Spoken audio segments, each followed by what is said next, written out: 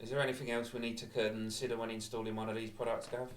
Yeah, so what you do need to consider is that when you're initially installing the tap, is that when you secure the tap and clamp it up and tighten it up to the work surface, that it's being tightened up to like a very hard surface.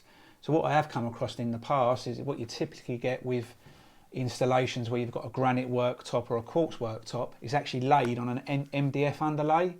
So what happens with MDF, where it's quite soft, when you tighten it up, it actually moves over a period of time.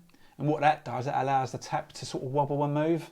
So what people do is, and then, oh, your tap's come loose. So you tighten your tap up and it comes loose again.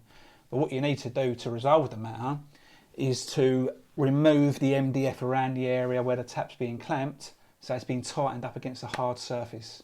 And clamp it straight onto the main bit of the work surface. That's it, you got it, yeah.